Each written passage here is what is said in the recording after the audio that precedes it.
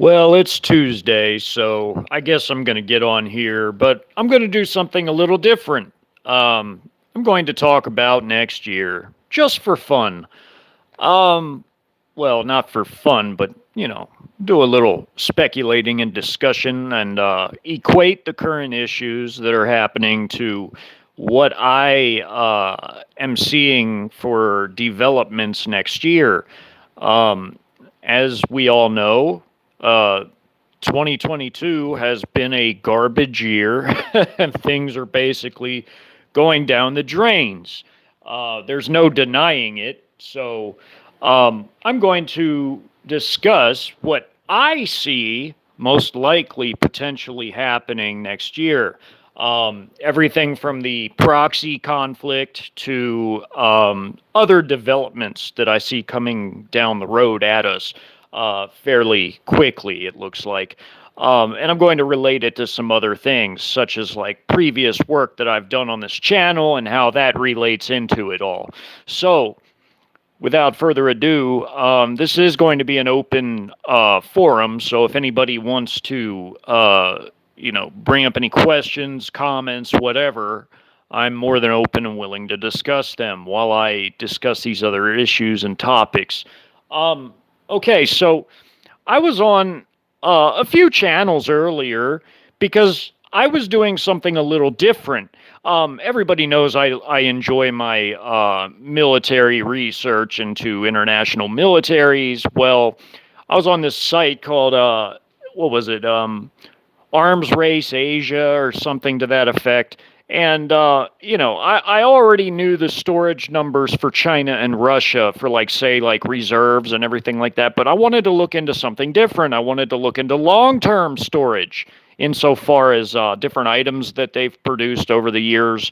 And China and Russia apparently have tens of thousands of additional artillery pieces between them that are actually put away into long term storage, meaning that if they were to equip like new divisions, brigades, regiments, battalions, whatever, they have an ample supply to draw upon. And artillery is a type of system that doesn't have to be overly complicated. Like your towed artillery is basically timeless, meaning that towed artillery from decades ago is still every bit as effective on the modern battlefield as it was back then, meaning that if you have excellent fire direction control forces like your FDC, and you have the artillery radars, counter battery radars and things like that, you can easily integrate older guns into those systems and make them every bit as effective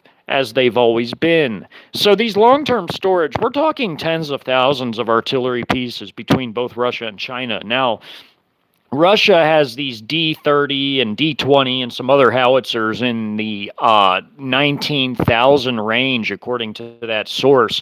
And I followed that and continued to dig into other sources. I went on some foreign site that I had translated to English, and it was talking about, the Chinese numbers, and evidently they have also an additional 10,000 plus artillery pieces in long-term storage between like the PL-66, Type 83s, Type 96s, so on and so forth, and these are towed pieces.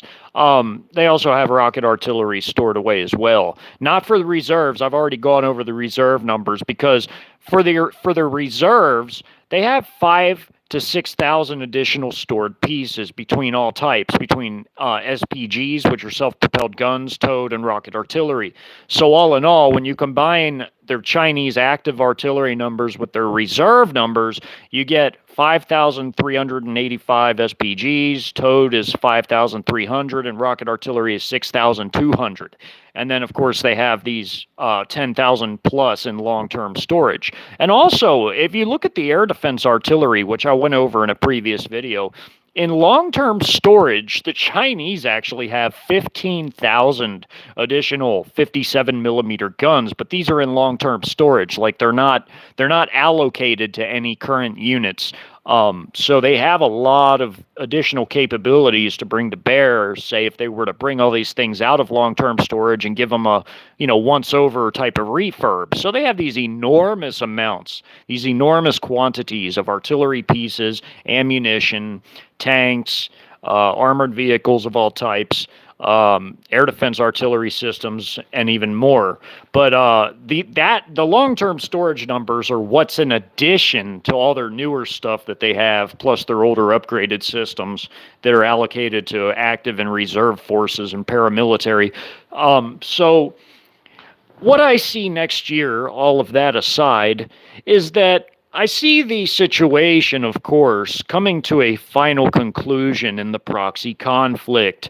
Now, it's already set up to be brought to a quick conclusion, which looks imminent. And I've been covering this now for, several weeks, maybe even a month. I've been covering this buildup that Russia's been up to over there in Belarus and also in the Belgorod region of Russia. And, and I'm sure they're reinforcing their original units that they used in the limited incursion down there in the east, in Donbass and in such areas. So I see that next year being brought to a swift conclusion. In fact, the way I'm thinking it's going to go is I think that they want to wrap this thing up before it's even like a whole entire year has elapsed. I think you're going to see this thing maybe conclude before the 1-year anniversary of the limited incursion. So what I'm saying here is that I'm saying that I see the proxy war wrapping up before late February, because remember, this whole thing started back in late February. So really and truly, it's only really been going on since I'm just gonna put it at March, because it started in late February. There was only like a week or so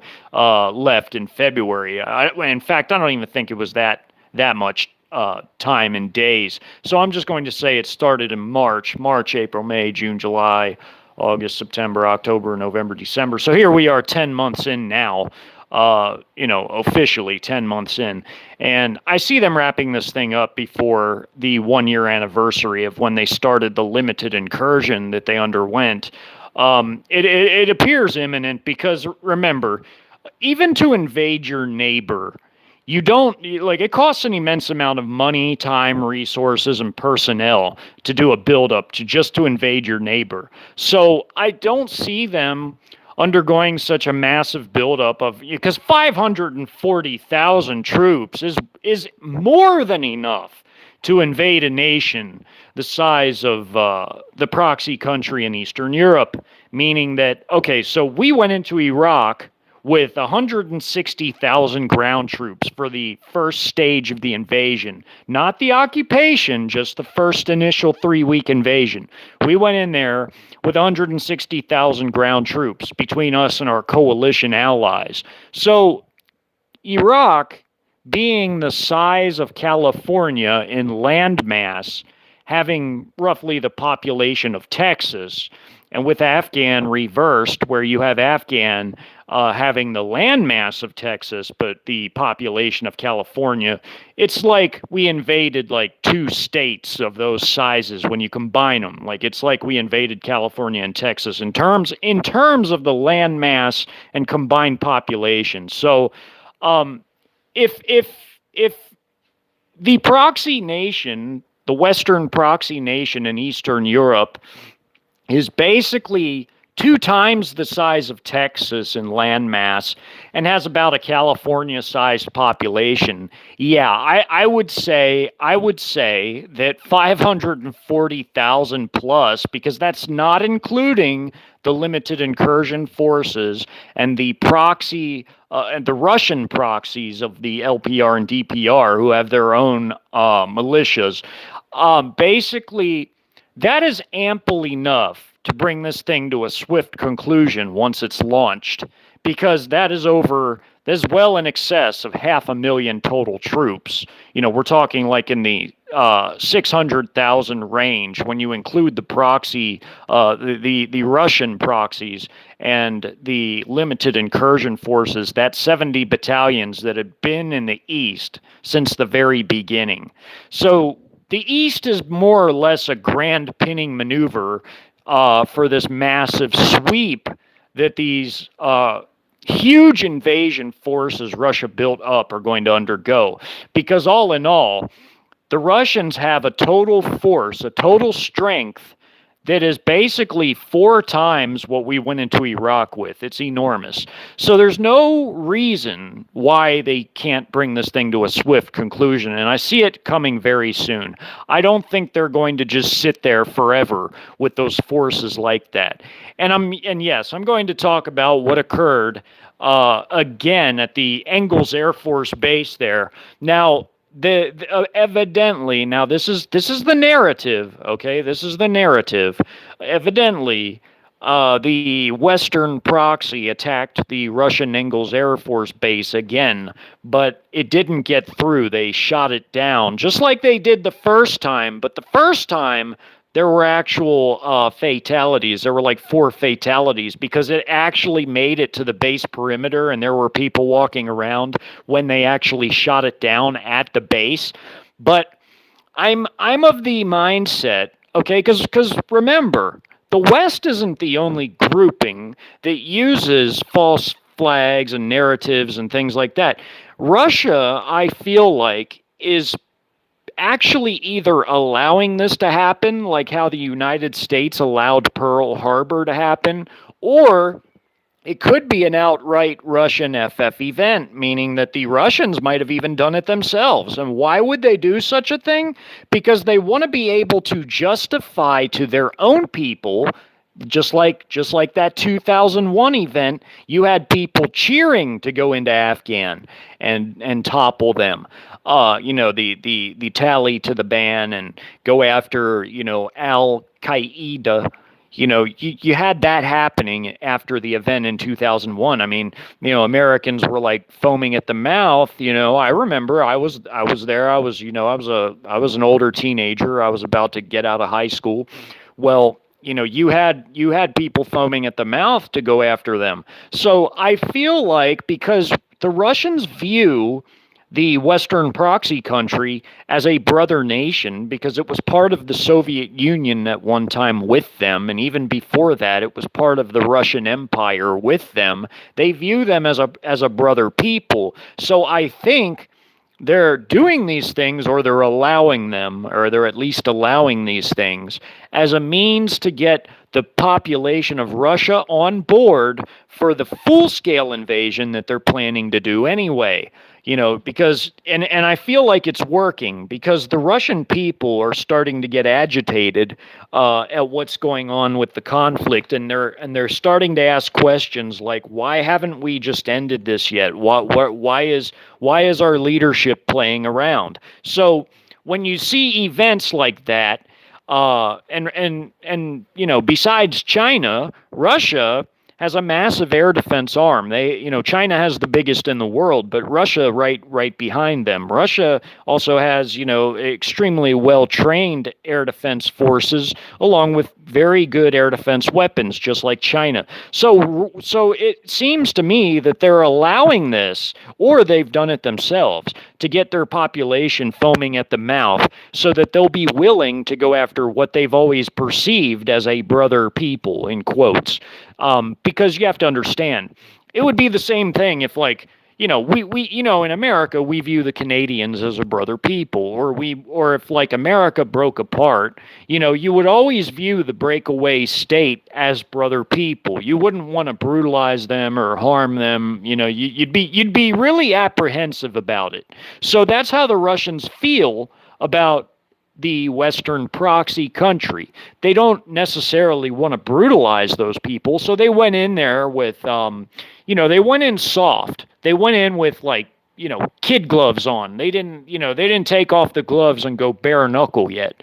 But they have to go bare knuckle because they know that if they don't, that the West is going to integrate them into NATO. So that is what's going on, and I see everything cynically. Like, who is it benefiting? Who is it actually benefiting? I'm viewing everything that occurs in the news media very cynically.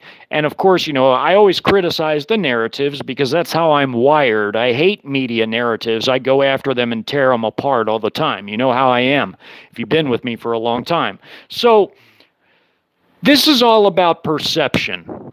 It's about as much about perception of the Russian people as it is the world. Putin is a very, the Russians have always been really good at diplomacy. I have to give them that. And Putin, being of a legalistic mind, he was a lawyer. He's very legalistic in his approaches, and he wants to make sure he's crossed all his T's and dotted all his I's, proverbially speaking. So, he is doing these things or allowing these things to sway public opinion so far in his corner that when the time comes to do this massive scale invasion, the Russian people will be more than fully behind him by that time. And also his foreign allies will be totally in his corner, completely. And I'm not talking about really close allies like China or India. I'm talking about other foreign allies in the Eurasian bloc that might not have been all the way on board with this. But he's doing his best with diplomacy to keep the Eurasian bloc firmly in his corner, because the Eurasian bloc is rising. BRICS Plus is rising.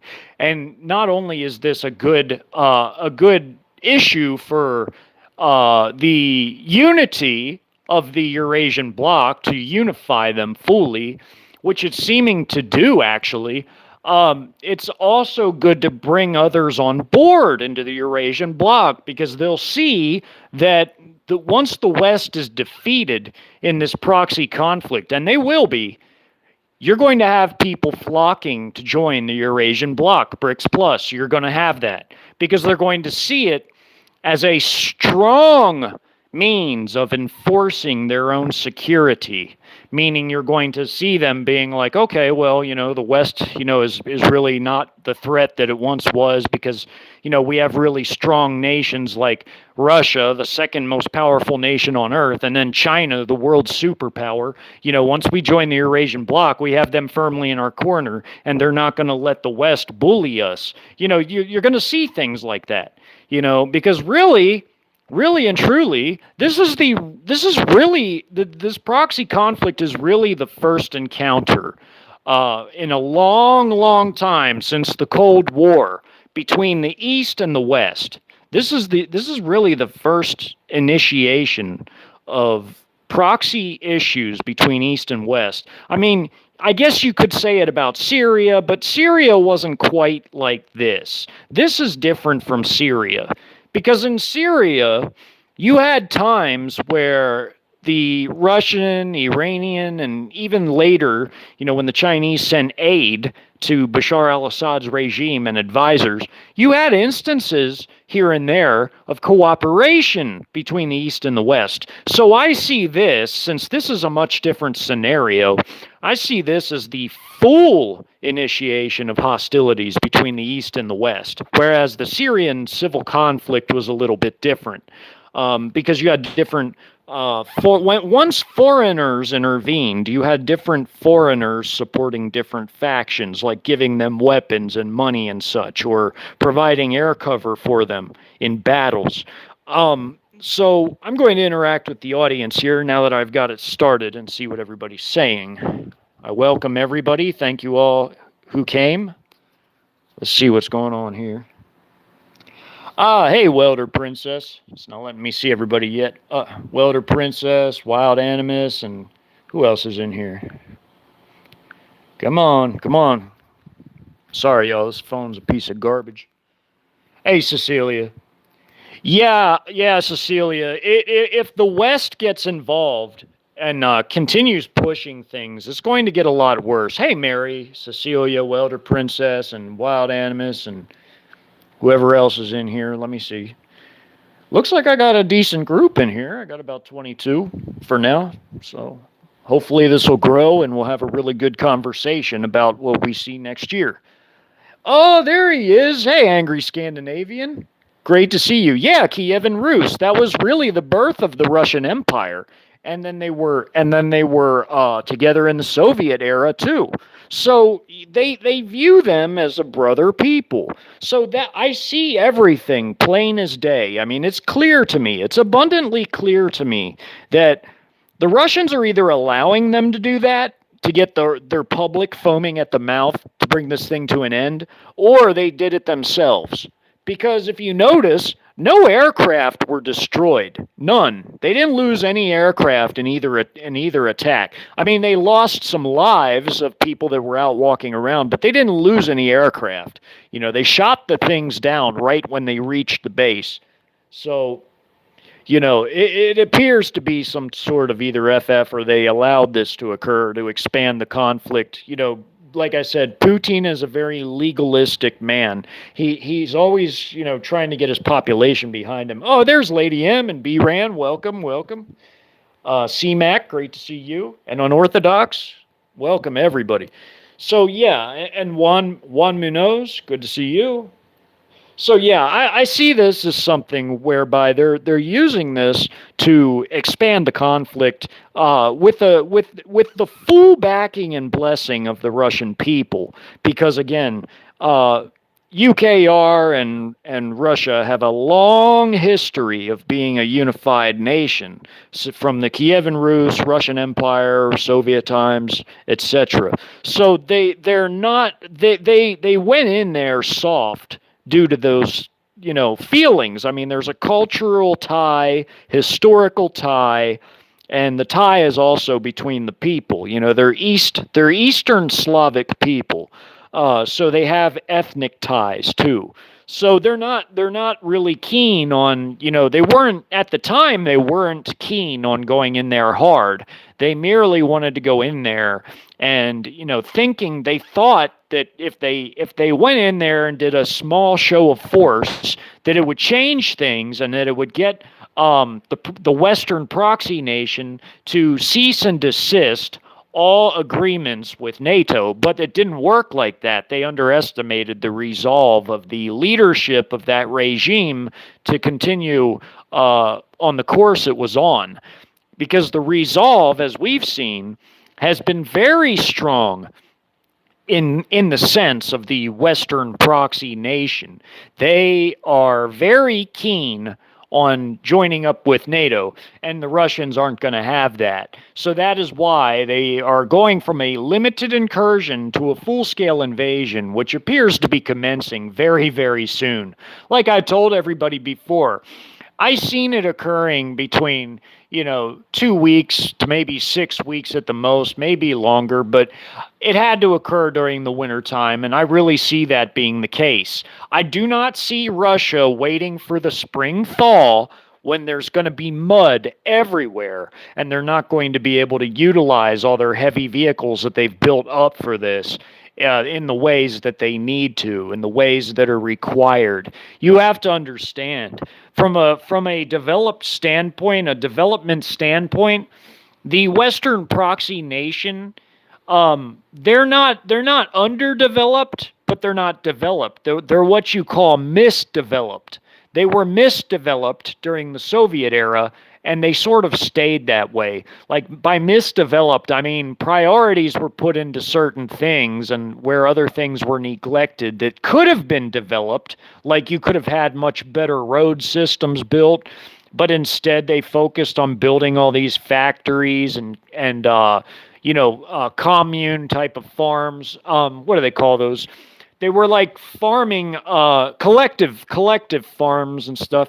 You had even at some points, you had the Soviet Union using helicopters to deliver agriculture products instead of the roads. I mean, like they misdeveloped that nation. So the development was sort of lopsided in it. I mean, it's not underdeveloped, it's just misdeveloped. So that translates into the road networks that are there. You know, they do have some roads that are, you know, paved, of course, but they're not up to the standards of like you would see in Western countries or even in Russia. Russia's, they started developing better road networks fully right after the Cold War ended. They started, putting more money into building multi-lane highways and things like that, sort of like you would see in Western Europe or in North America, but back in the Soviet days, things were sort of lopsided in terms of like how areas were developed. It was, they also, they put a lot into the railroad systems too back then, but, it's different now. But with what you see happening in terms of like military movements, yeah, you need to be able to operate your equipment, your heavy equipment on solid ground, because you're not going to be able to do massive large scale maneuvering in the mud. You're not going to be able to do that. You see, when Nazi Germany and the Axis powers invaded the USSR in Operation Barbarossa, they had a hell of a time when they tried to maneuver during the Rasputitsa in the fall, and also during the spring thaw when all the snow would melt. And you would have mud that was literally 1 to 2 feet deep. Tanks would get stuck, trucks would get stuck. They had to use horses to try to pull them out of, mud pits. It was really bad. So you're going to see it to where they're going to do this before winter ends. They really have to. Otherwise, they're going to be waiting for summer. So I see them doing this before the end of winter, but definitely, probably most likely as the new year turns, meaning like I see them doing this in January, like probably early January, which would fall pretty close to the timeline that I predicted, a little later, but it would still fall within that range, because the road, everything will be frozen solid. The dirt roads, the fields, everything will be frozen solid, and they don't have to worry about anything involving their vehicles getting stuck or anything. They can use their tanks, they can use their infantry fighting vehicles, armor personnel carriers, all their tracked vehicles, their self-propelled guns, which are also tracked. I mean, just whatever they have to use, they don't have to worry about it sinking into the mud. So I really do see them doing this, initiating this full-scale invasion in January, because they're going to want to wrap it up fairly quick. So if they're going to do a full-scale invasion whereby they sweep down from Belarus and also in the Belgorod region of Russia, and even if they're going to come north with some of their forces, like by north I mean coming out of Crimea, they're going to want to do this before the end of February. So what better time than to do it in January when you have like basically 2 entire months before the spring thaw occurs? You're not going to want to wait till like February to do it, because if you wait that long, then your movements have the potential to be hindered, because if there's some sort of like early thaw or something like that, you don't want to chance it. So I see them about to initiate this very, very soon. From a logical, rational standpoint, it stands to reason that they're not going to wait very much longer. I see them doing this around the turn of the year. It could be like on New Year's, who knows? I mean, this year's not even fully over with yet, but I mean, they could have a New Year's surprise, or it could be, immediately thereafter. I mean, of course, I'm not in the briefing room, so I don't know what they're coming up with insofar as the timetables for their plans, but I can tell you that from a logical, rational standpoint, they're not going to want to wait and sit on that for all that long. So, it appears to be, about to commence anytime. And I think that all their people are fully behind them, especially after these 2 attempts at the Engels Air Base and what they did on the Kerch Bridge over the Kerch Strait from Crimea to like mainland Russia. All those things. Also, when one of their fuel depots was attacked by helos, I'm sure by now that their people, the Russian people, are foaming at the mouth to get back at the proxy country.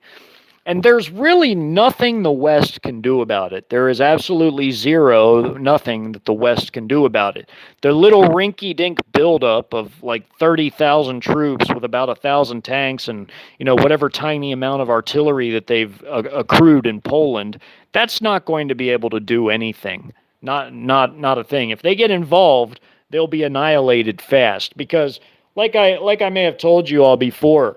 I think I said it. It was either the last live stream or it was 2 live streams ago where somebody was asked. I can't remember who it was, but it was somebody prominent. I think it was somebody in the Pentagon.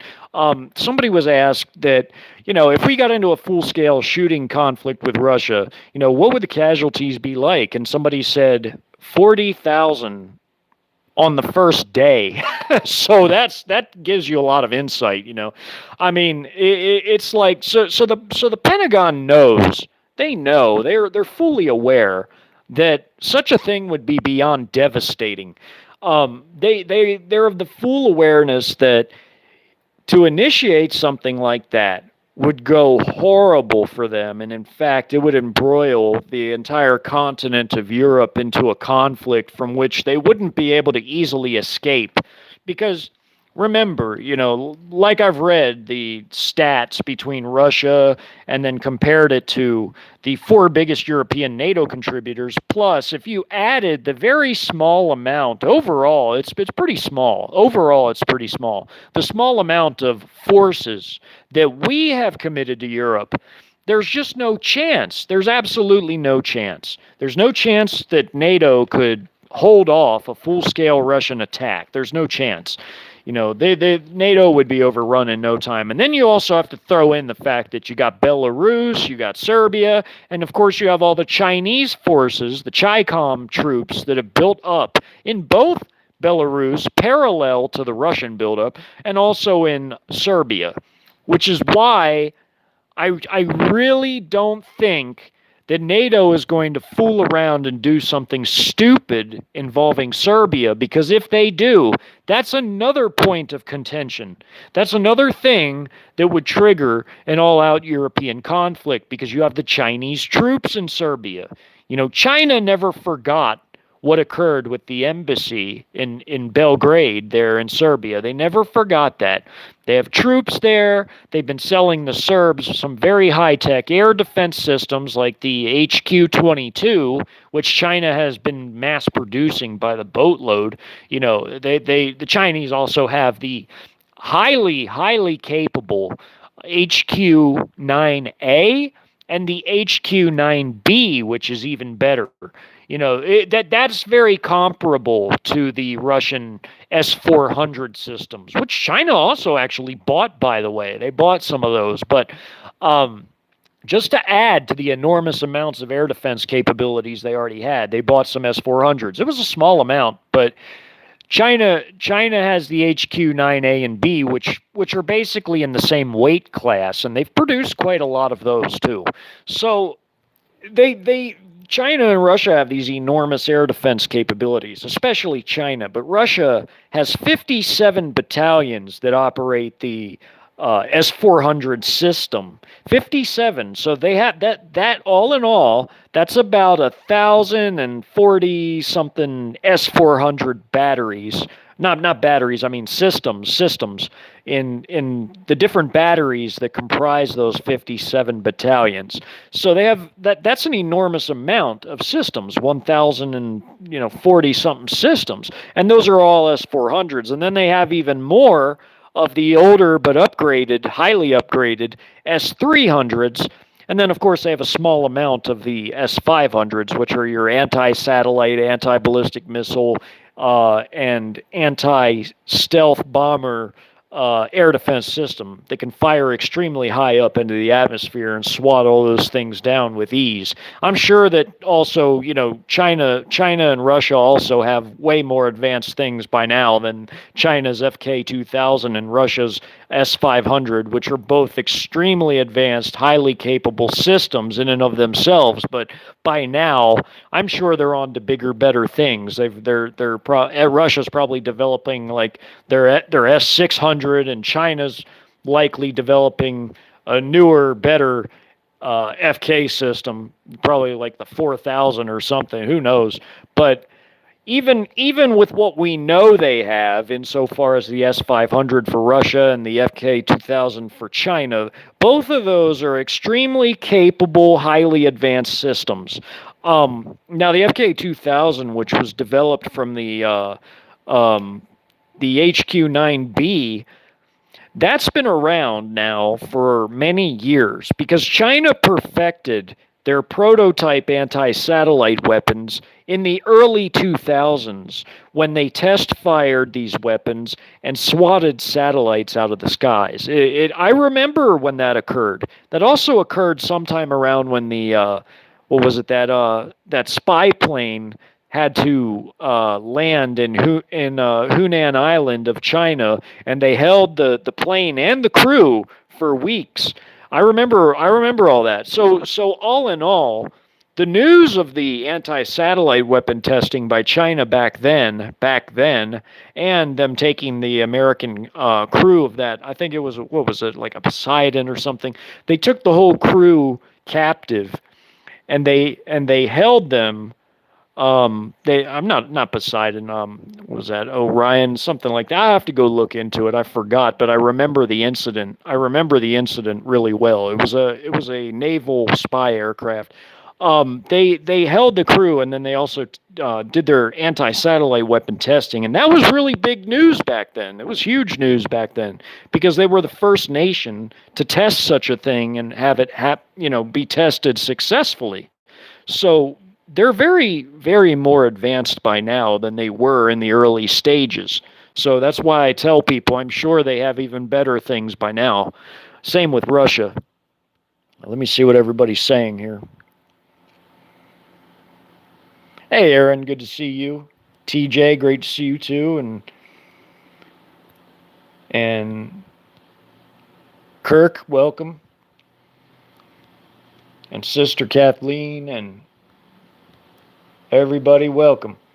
But yeah, China's come a long way, and so has Russia. And in a span of 30 years, only 30 years, China went from having a brown water navy, meaning like a coastal and riverine navy. They went from having a brown water navy to a true blue water navy that can deploy all around the world, and also the biggest navy in the world, with some 355 combat ships and 200 auxiliary vessels.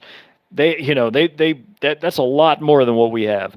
So they went from that to that. They went from a brown water navy to a blue water navy now in the span of 30 years.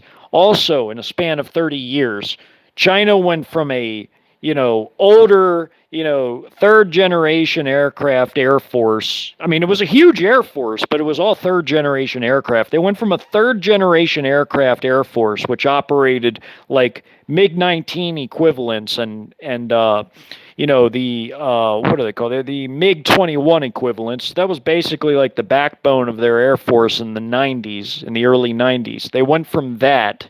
They went from a third generation combat air fleet to not only the biggest combat air fleet in the world, but it's entirely fourth, 4.5, and fifth generation aircraft. I put on the thumbnail, I put a Chinese J-16 fighter jet as the thumbnail. And they went in a span of 30 years from old, archaic Air Force and Navy, and even Army, from the way their Army was arrayed, because their Army used to be arrayed in these massive corps-size formations that were really unwieldy, and they didn't employ combined arms tactics. Like, they would have like a whole infantry corps, a whole tank corps, a whole artillery corps.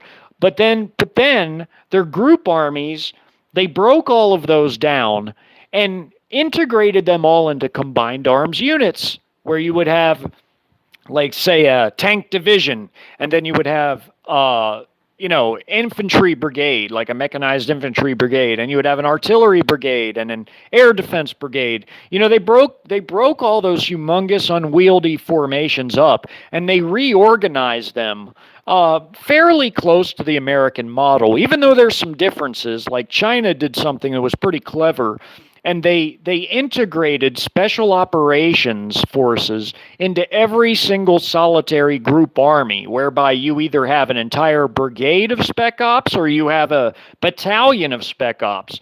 They did a little bit of their own things, but they reorganized these massive core size formations. They broke them up and reorganized them into smaller divisions, brigades, regiments, and battalions that were all combined into these group armies to make these combined arms forces that are way, way more efficient. And they have a lot better technology, too. Their technology grew by leaps and bounds from the 90s. They went from having, you know, they went from having, like, just, all this older equipment to now they have, like, the best tanks in the world. China does. They really do. They have the best tanks in the world. The Type 96B and Type 99A are some of the best tanks in the world, alongside of Russia's T-14 Armata and T-90, and the Germans' Leopard 2A7 and our M1A2. Those are world-class tanks, and they have enormous amounts of them. They have countermeasures. They have, like, their own trophy system version on them. They have, everything a tank should have in it for a modern battle tank, like gun stabilizing. And even their older upgraded tanks have all the standard things that are on newer tanks. But their newest tanks are like the cream of the crop in terms of, like, tank design. They have extremely powerful defensive armor, because, remember, China is the biggest producer of tungsten on Earth. And they put a certain percentage of it in their rolled homogeneous armor. So, I mean, like, they have incredibly powerful defenses on their tanks. Their tanks also come equipped with explosive reactive armor, applique armors of different types. I mean, they have extremely potent battle tanks in massive numbers. And they have all their older upgraded tanks, too.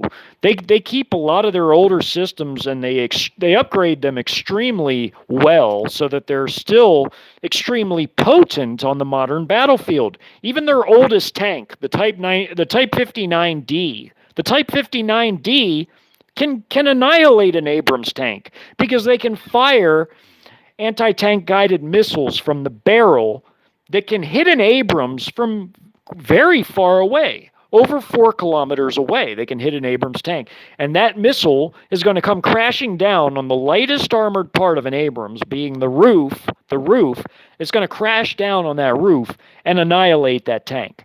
They also can shoot sabot rounds and depleted uranium rounds, but they have to get in a little bit closer. But they can still kill an Abrams with those. And I'm talking about their oldest, most upgraded tank. Their newer tanks are light years more advanced than their Type 59Ds and, Type 6979s. Their Type 80, that's when you start to see better turret designs and armor designs and weapon designs. So when it comes to, like, their newest, best tanks, I generally look at the Type 85M series, which is the best series of the Type 80, 85, 88 class, because you have the 88C and the 85M, which are out of the 80, 85, and 88. Those are their most, like, modern versions of those tanks, the most upgraded forms of those tanks. And then you put that with their Type 96s and Type 99s, which are, extremely modern, extremely advanced, and they have a tank fleet of basically over 9,000 main battle tanks. I mean, it's enormous. And then you have their, storage tanks for their reserves and paramilitary, which all in all comes to 23,100 when you include the 19,300 main battle tanks and the 3,800 light tanks that they have. They have 39,400 infantry fighting vehicles and APCs, but when you add their MRAPs, armored trucks, and specialty vehicles, which is another 24,300, you get well in excess of 60,000 armored vehicles. Their artillery is massive. It's massive. And I'm including storage and everything. They have 5,385 self-propelled guns, 5,300 towed pieces, 6,200 rocket artillery. That's everything. That's active and storage.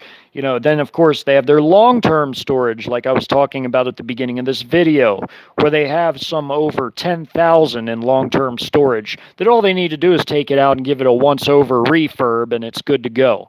They can equip whole divisions, additional divisions to what they already have with all their long-term storage stuff if they were to bring it out. And of course their factories are still cranking out artillery like some fools, and air defenses and helicopters now. They've put more focus on helicopter development. They're still cranking out tanks and infantry fighting vehicles, armored personnel carriers. China's enormous. They're a monster. They went from having the second biggest arms industry in, 2015, to the biggest arms producing industry. They surpassed Russia, meaning they surpassed Russia. So they surpassed Russia by the time 2017 rolled around. That's when China became the world superpower. They surpassed Russia in arms manufacturing because up until that point they were number two. Then they became like neck and neck probably around 2016. But then they surpassed Russia in 2017 when all those additional factories that they've been building since the end of the 90s came online. Now China has this ginormous manufacturing capacity, and they've had it for the past 5 years. So now they're cranking out arms and ammunition like it's nobody's business, And we would be a fool to go to war against China. They're ginormous. They would annihilate us. They have the biggest, most advanced Navy, undisputed. Their electronic warfare capabilities are, phenomenal. Their combat air fleet is the biggest combat air fleet in the world and the most advanced.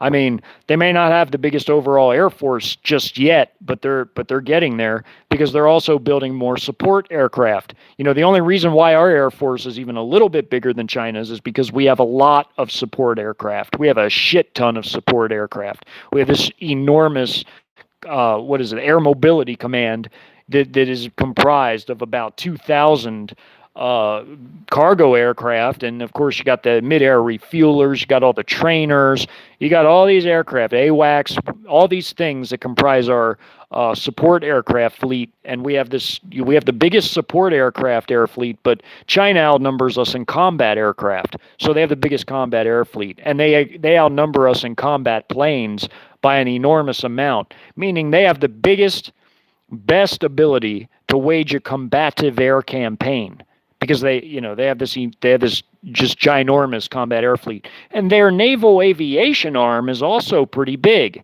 We slightly outnumber them in naval aviation, but they're right behind us in naval aircraft. So when you combine their naval aircraft, their naval combat aircraft with their Air Force combat aircraft, and then you combine our naval combat air fleet with our combat air fleet for our Air Force, they still outnumber us because their Air Force combat air fleet is that big. It's that much bigger.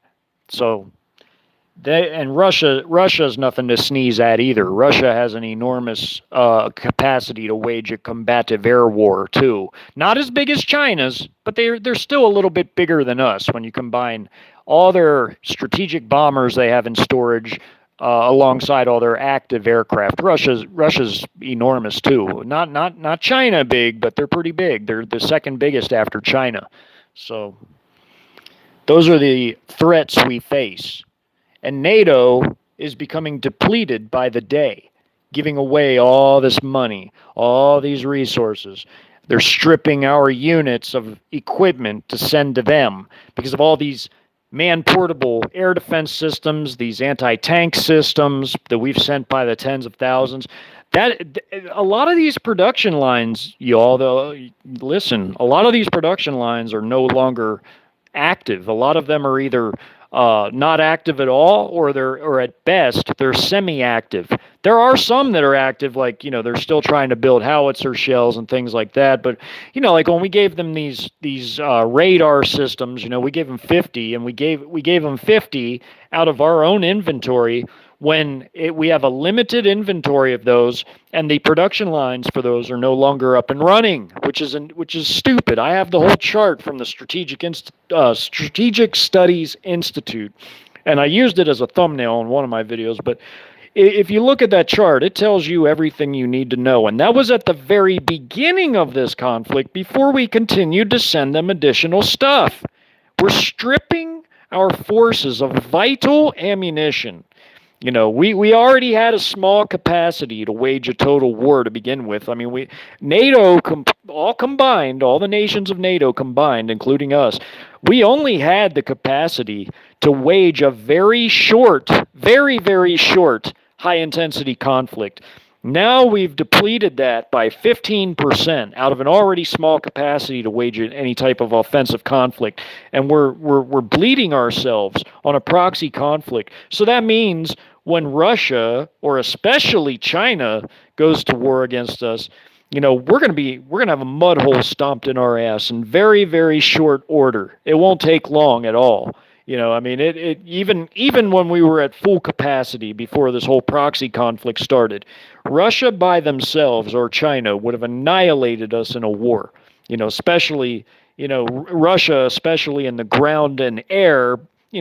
Maybe at Navy, that was their only weak spot, was in naval combat. But Russia would have given NATO a bloody nose, and at sea, at sea they had some weakness, but they would still hurt NATO badly at sea. But when we're talking about a ground and air campaign, no, Russia would stomp NATO into the ground. I mean, they would annihilate NATO. I mean, you don't want to fight them on the ground or in the air, and with China is the world superpower. They would annihilate at sea. They would defeat the West at sea, land, and air, because China's ginormous. They have, between their paramilitary reserves and active duty, they have basically 29 million men under arms, almost 30 million men under arms. So and their huge combat air fleet, navy, and everything. You're not going to defeat China ever. That's a pipe dream. But Russia against the West, Russia has what it takes to crush the West militarily in a ground war. So I see Russia bringing this proxy conflict to a swift final conclusion, and very, very soon, because I don't see them waiting for the snow to melt, whereby they're going to have issues trudging through all the mud produced as a result. They're going to want to end this thing very quickly. Very quickly. I'm going to see what I missed, because I said I would make an open discussion. Now I'm going to start talking about what y'all are talking about. So let me go back here. Hey, R. Taylor.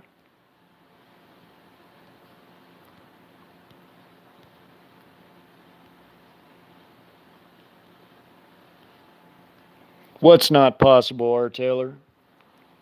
Oh, yeah, well, there's no such thing as space. So satellites are held up by high altitude balloons. So if you have anti-satellite weapons, they're going extremely high up in the atmosphere, and they're knocking them down. The whole thing with space is a lie. I mean, NASA lies about everything. I don't trust anything having to do with no space. It's all a big lie. So the only thing we can say for sure, yes, satellites are real, but they're held up by extremely high altitude weather balloons that are like up there by the firmament. You have a lot of Christian people talking about space, and space isn't even real. If you read the Bible, it talks about a firmament. So the only thing that is real about satellites is that they're held up by extremely high altitude weather balloons, and they can be swatted down with anti-satellite weapons. How high is the firmament? Well, the firmament is many, many miles up in the sky, like far, far above the altitude that jets can fly, but not not to the point to where you're going out of the, low Earth orbit. I mean, upper Earth orbit, because the upper Earth orbit is nothing more than everything that lies beneath the firmament. So, there's a lot of problems with space. You see, and I'm talking about the whole idea of space, because what you have is, if you look into this, now this is crazy, right? They had an F-15, an F-15. Listen to this. An F-15 allegedly shot down a satellite in the 70s. Well, even if that's possible, if space was real, that would be impossible, because there's no way a fighter jet, the furthest reaching air-to-air missile is the Phoenix missile, and it has a range of some 90 miles. So there's no way in hell some kind of modified air-to-air missile, which, like, say if you took the Phoenix missile and you improved upon it, say you made an air-to-air missile for the purpose of trying to shoot down a satellite, you would have a couple problems with that. Because first of all, if you're going to fire it from a fighter jet, you would need something that was many, many stages, like stages of ignition with like boosters and things to get it out of the atmosphere. Now, this is if space was real, folks. You would need boosters to get it out of the atmosphere, especially and you're launching it from an aircraft. Can you imagine how hard that would be for an aircraft, a fighter jet no less, to carry something that would need different stages of ignition just to get out of the Earth's atmosphere? So to hit a satellite no less, and satellites, according to the lore, according to folklore about space, satellites are allegedly all these thousands of miles above the Earth. Well, if they're thousands of miles above the Earth and not like maybe a couple hundred, you couldn't do that, because a Phoenix missile is 90 miles in range, and that fits on a fighter jet. But we're talking about firing something up, not horizontally. We're talking about firing something vertically, like up into alleged space, allegedly, if space was real. And to do that, you would need something with like boosters to get it up out of the atmosphere. And there's no way you could do that from a fighter jet. So that whole thing is a lie. Space is a lie. The other thing too, with like the moon landing and all this other garbage, the melting point of aluminum is, what is it, 1,000 degrees? And they said that when the capsule was returning to Earth, that it was coming down and the burn-up rate was about 5,000 degrees. Well, if it's 5,000 degrees, why didn't it melt? The whole thing should have melted. Nobody should have made it back alive, right? So, there's so many holes in the whole issue of space. It's not real. There is no space. Space is fake. The moon is a luminary, and so are the stars. They're not. There's no such thing as other planets. God created luminaries in the firmament, which is what the sun and moon and stars and all that are. There is no outer space. That's a lie. The highest the atmosphere would be beneath the firmament could be maybe a few hundred miles, because there's a lot of issues with the whole space thing.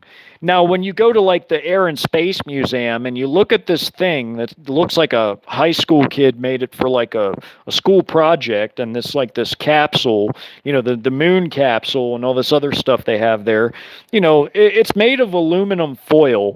And, it looks like a beer can, like just a giant beer can. The whole thing's a joke. And they've got like fiberglass for the windows, or, the whole thing's a crock. I don't believe in space at all.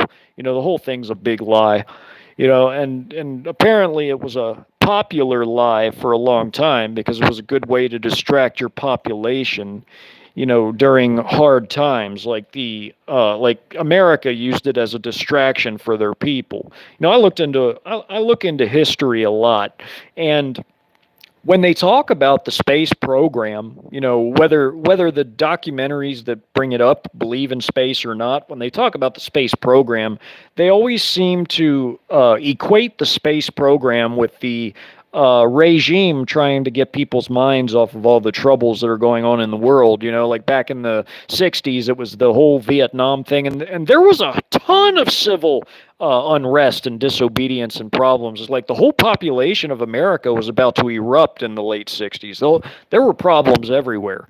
I mean, my grandparents told me about it. I mean, I've had a lot of people talk to me about what it was like back then. And not only that, but I've watched a lot of historical documentaries. It was a really rough time in America. So they used the space thing as a lie to get people's, as a diversion, to get people's minds off of the troubles that were going on right here in our world. And the Soviet Union did the same thing. Now, any country that has a space program, they use it for similar reasons. Or they use it as cover, as like a deep cover for laundering funds into other projects, Now, do I believe in other dimensions? Yes, I believe in other dimensions, but I don't believe in space. Not outer space. I don't believe in that. I believe in other dimensions like heaven, hell, like some of the dimensions the Book of Enoch talks about, which are right outside of the firmament, because the firmament is nothing more than a giant dome, right? So it's a dome that covers this dimension, which is Earth. But outside of that dome, you have all these other different dimensions. Like the Book of Enoch talks about them. I call them dimensions because that's the only thing that makes sense for a description of them. But space, I don't believe in space at all. I think it's all fake. I think it's all a crock of BS that NASA made up, and and any country that basically latches on to the whole space thing, they're doing it for other reasons. Because regimes all lie to people. Regimes always lie to their own people, and they do it for their own reasons. And space has become a convenient thing. Now, you see, the Soviet Union tried to use their space program, for one thing, to convince the Soviet people that God didn't exist. Because you have to remember, Soviet communism was atheistic. It was secular humanist. So they wanted to convince their people that God wasn't real. So they made up this space program so that when they sent their cosmonauts up there, one of them said, "There's no God up here." Like that tells you everything you need to know. It's all a big deception. Space isn't real. This is a really good discussion. I'm glad I did this video tonight. Let's see what everybody's saying. Yeah, there's a lot of nonsense going on for sure. Hey TJ, what's everybody talking about here? Let me see. I have to push all these buttons. I'm really sorry, everybody. Well, plasma, that's what the moon and sun and all those things are. They're all plasmoids. Yeah. Oh, well, that's good, Mr. Taylor, Mrs. Taylor, R. Taylor. I don't know if you're a Mr. or Mrs. I'm just trying to be respectful. Yeah, yeah, I thank you for that. Yeah, because I don't believe in space because there's a lot of holes in the story of space. I just don't believe in it. I think it's a bunch of nonsense. Secret societies in the West have used it as a means, to make NASA, to make these big elaborate deceptions and to launder money into other things. And in the East, like in the Soviet Union and now China, they've used space as a way to advance their secular humanist ideologies and also to probably launder funds for other things as well. So space has become an all too convenient lie for different regimes around the world with different agendas, but that's one of those things where they all sort of come into agreement with each other as the whole space thing, because it's too convenient of a way to lie to your own people. So everybody just, makes up all these space stories and things, and it's all a bunch of nonsense. Like, if you've seen some of the CGI, compare all the CGI that they have recently and that they try to pass off as real. Compare the CGI to the cinematography of the 60s and 70s and even 80s. Compare it, and you can see how their lie has advanced over the years. You can see how fake it all looks. It looks hokey and fake back in the 60s and 70s, and then, now they've got CGI, so now they can use CGI to, make it look more convincing, but it's still fake. You can tell it's all fake. It's a joke. So basically, anything that they claim is in space, like a satellite, is nothing more than being held up by very high altitude weather balloons. That's all it is. Satellites are real, yes, but satellites are within the firmament, but they're extremely high up in the firmament, like we're talking many miles up. Not thousands of miles, we're talking more like maybe a few hundred miles. Higher than jets can fly for sure, but not too high to where they're outside of the firmament, because this is an enclosed system. That's what people don't understand. It's an enclosed system. No way in hell did a fighter jet shoot a satellite down. Even if it's a fighter jet trying to shoot one down within the firmament, there's no way it could do that with an air-to-air missile. That's why the anti-satellite weapons from the ground, like China and Russia have, are so monumental and so advanced, because even to get up a few hundred miles or more, toward the firmament, it takes an incredible amount of just power to get an object that high up. It takes enormous power to get an object that high up. We're talking like towards like the top of the firmament. So yes, while anti-satellite weapons are real and satellites are real, they're not what people think. Satellites aren't outside of any type of Earth atmosphere. They're within the firmament. Yep. Oh yeah, Angry Scandinavian, absolutely. I'm glad you're here. You know what I'm talking about. Yeah. Yeah, they don't. Yeah, they can't. You're right. You're right, Angry Scandinavian. You're right, Tommy. They can't do that. There's no way that proxy country can train the people to use even the one system that has been given away. The reason why we sent them away with money and one Patriot system is all because that's all we can give them, from the sense that of like trained mercenaries like that have knowledge about the system, that would be even willing to go over there.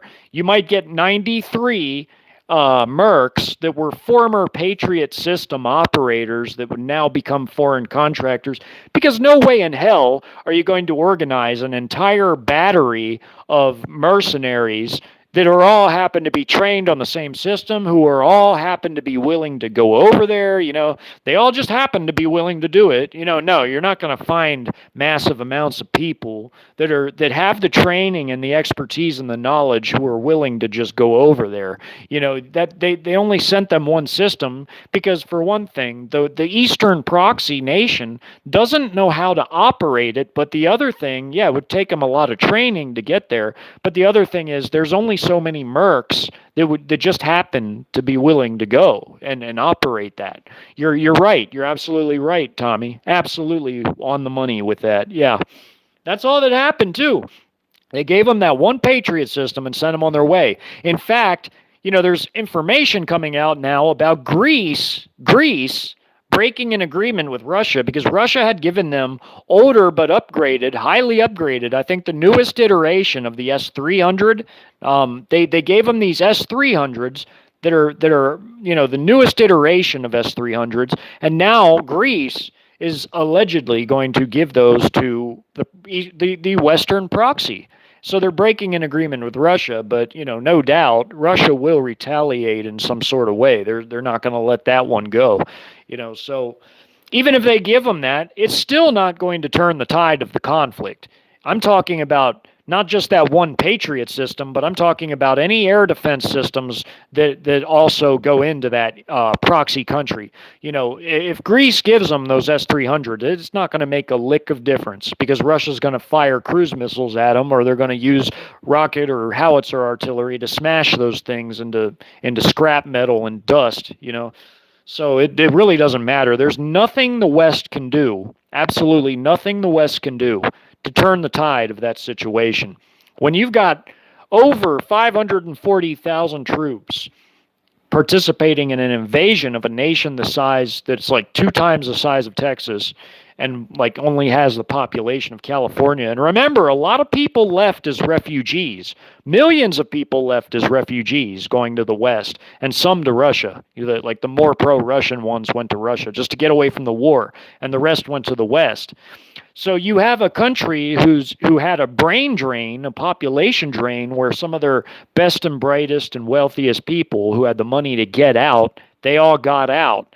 And all that's left are your poor people or your people that lack any sort of skills and got, conscripted or whatever else. That's all you really got left. So Ukraine had, a population of like, what was it, like over 40 million? And now it's back, it's like down to like 35 million after all these millions of people left. So they're invading a country now that by now has a slightly smaller population than the state of California and is about 2 times its size in land mass, about, the size of Texas, not California, but Texas. It's like 2 times the size of Texas in land mass. So the 540,000 Russians are ample enough to basically come down in a broad sweep and finish them off, because the proxy nation only have under 200,000 combat forces left. And most of them are woefully ill-equipped, meaning that they're using, equipment that is basically either stationary or can't be rapidly deployed, because their head general, Zaluzny, he said that he only has 2 brigades that could conduct any type of offensive actions, any type. And 2 brigades is not very big. The rest of his troops are stationary and in trench systems. They're pretty much, stuck where they're at, and they cannot be rapidly deployed. So if Russia does do this broad sweep from the north, and maybe even from the south too, from Crimea as well, they're gonna basically finish them off, because they've been grinding them down to where they are for months, to where they're basically depleted and they're pretty much at their last bit of strength that they could possibly have, because they've lost immense amounts of lives. They've lost immense amounts of listen to this. Their whole national economy right now is being held up by the United States. Like, their economy's already collapsed months ago. It's collapsed, along with the brain drain crisis of all these refugees leaving in the millions. So they're on their last legs. That's what I'm trying to say. They're on their last legs. And one big offensive by Russia would be enough to end this thing once and for all. That's all it would take. And Russia would not at this point, they would not lose many lives doing it, because Ukraine is basically on its last legs. It's over. It's finished. So we're at that point. I'm just waiting on them to pull the proverbial trigger.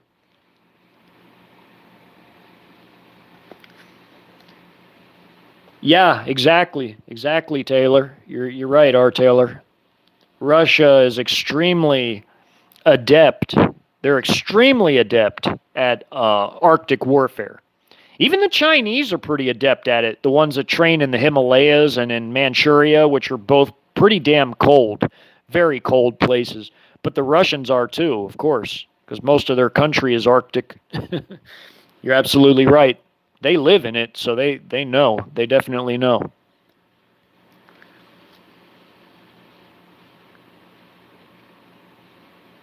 Yeah.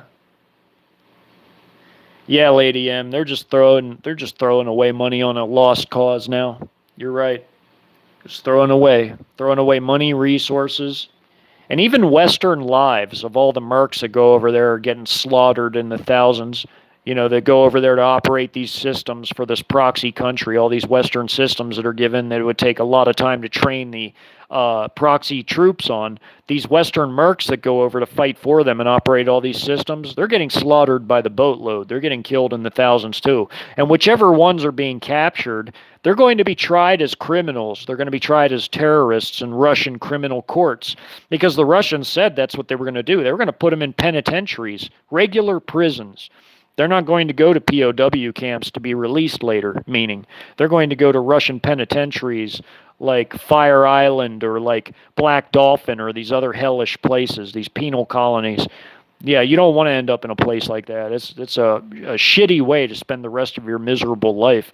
I mean, I think it's really stupid for people from the West to be going over and getting into a proxy war. Just like I think it's stupid for anybody to join the Russian side too. People should stay out of it because the Russians have their own little foreign legion called the Wagner Group, which technically is part of the Russian military, but they take foreigners, sort of like the French Foreign Legion, for these people from Syria, Iran, and others that come to volunteer in the Wagner Group. They're crazy too. They're crazy too. I mean, any foreigner that goes to fight in another country's war is crazy.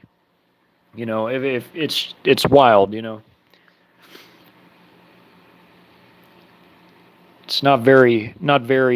It's ill-advised. I'll just put it that way. It's ill-advised, and the reason I say that is because of this. You don't know how the enemy nation is going to treat you if you get captured by them. They might even execute you. I mean, the Russians at least are decent enough to give you a trial.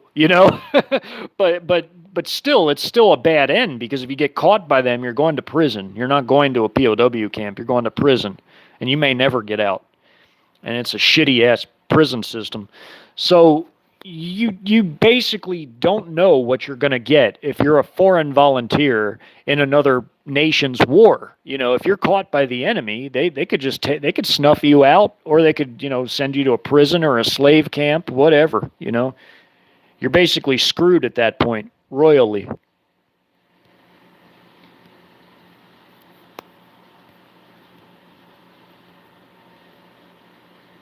What's that? Unorthodox? What are you saying?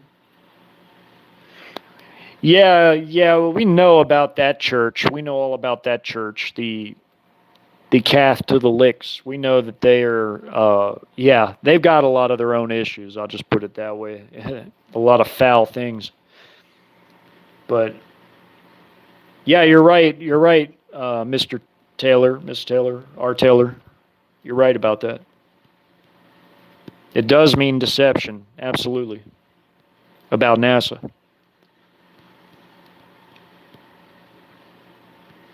Let's see, what else? What's everybody talking about?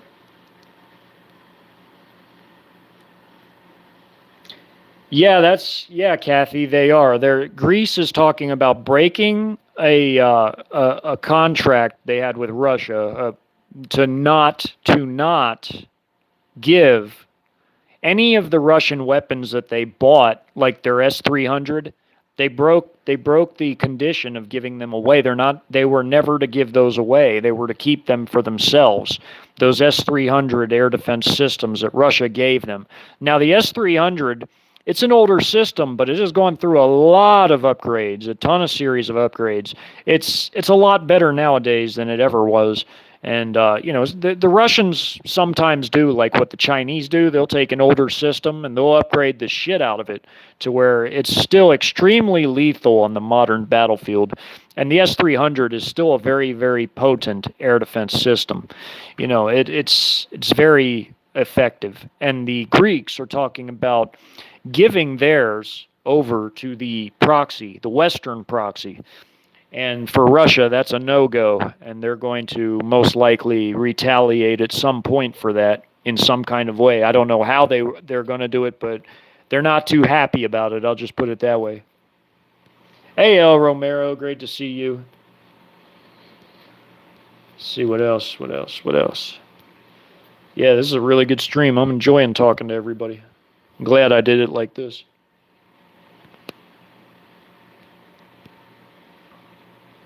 Yeah, TJ, I've said that before.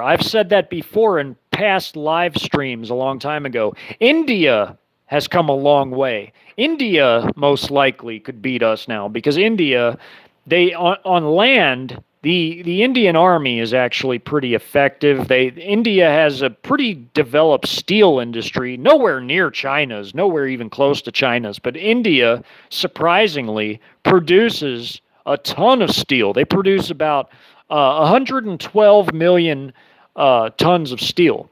112 million. China produces over a billion with a B, a billion. So they produce like 1/10.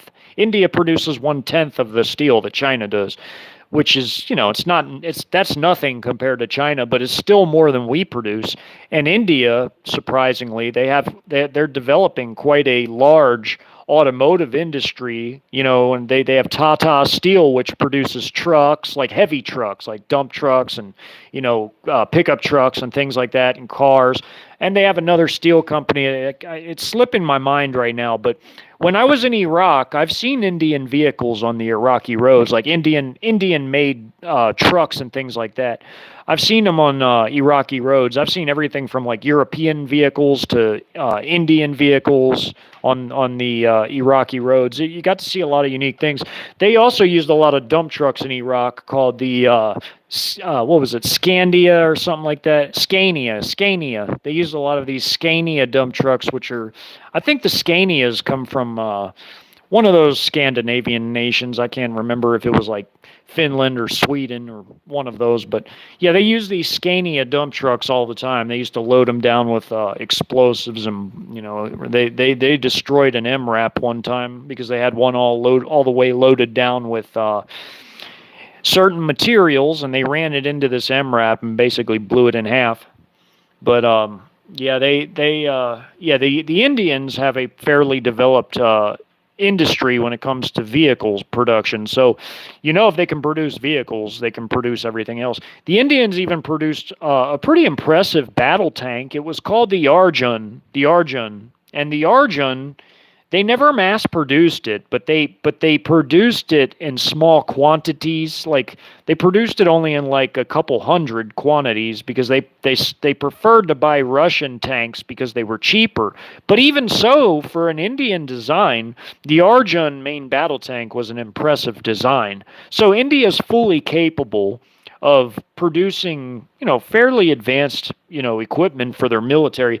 And India does have a sizable army and air force, but their navy would be like the only place where they're lacking. But India does have an aircraft carrier, so they can sort of push their defenses out a little bit from, their coastline. But yeah, all in all, I'd say India was probably, at this point in time, I would say India is probably tied. They're probably tied with the USA overall. And I'm saying overall, when you combine air, land, and sea power, and average it out, they're probably tied with America by now. Because India is definitely a regional power, whereas China is the world superpower and hegemon, obviously, but for all the obvious reasons. They have 40% of the world's manufacturing base. They have the biggest military-industrial complex now, they have for the past 5 years. They produce the most steel, tungsten, titanium, zinc, aluminum, chemicals, and more. They're ginormous. They also have the biggest conventional military on the face of the earth. They have like enough ammunition to fight 50 full-scale wars over and over and over. And Russia has, even though they're the second biggest, they still have a hell of a lot of ammunition too. They have 1 billion shells of different artillery shells. They could fire 20 to maybe even 50,000 shells a day, and it would take them literally close to 40 years before they ran out of the stocks that they already have. And I'm not even including the things that they're steady building, to replace their whatever gets used. But out of Russia's stocks of 1 billion different artillery shells for howitzers and such, they've only used close to 2% of their stocks, whereas NATO only had shells in the, and most of NATO's artillery shells, by the way, are produced by the United States at this point. But, NATO, if you combine what the America and Europe has together, NATO only had several million shells, whereas Russia has 1 billion with a B, 1 billion, and NATO only has enough shells for a very, very short high-intensity conflict. Because NATO militaries, if you haven't noticed, are more geared towards small conflicts, like small counterinsurgency conflicts, or fighting a tin-pot dictator like Saddam, where you don't have to really use like a whole shit ton of ammo to achieve that. We've really fallen a long way since the Cold War. And, like a bunch of idiots, we cleaned out all these stocks that we had in Vietnam, in Iraq, in Afghanistan, fighting the Iraqi military 2 different times, involving ourselves in like regional conflicts. I mean, by like supporting different sides, giving them arms and weapons. I mean, we have pissed away immense amounts of capabilities on a bunch of BS that we never should have been involved in the first place, and whereas Russia and China have been steady building and building and building and building and building, ready to take out the West, who they've always seen as their enemy, whereas we just piss away a bunch of, just equipment and ammunition and resources and personnel, that were good people on a bunch of bullshit around the world. It's stupid. It's really stupid. It's wasteful. There's no way in hell. See, that's why the West gets annihilated in World War III. It even talks about that in the Word in Jeremiah. The last you hear of the West, and it's never heard of again, is the fall of Mystery Babylon, USA. And Babylon is destroyed because we're weak. We're weak on the inside and the outside, because look how soft and decadent our population is. We have a bunch of obese people. We've got a bunch of people that aren't in any type of shape. Americans don't even know basic battle tactics by and large, which is why I try to help that situation by trying to teach them to people with my stories, with my review videos, so on and so forth. But by and large, most Americans don't even know basic battle tactics. In China and Russia, they teach their kids military courses in school.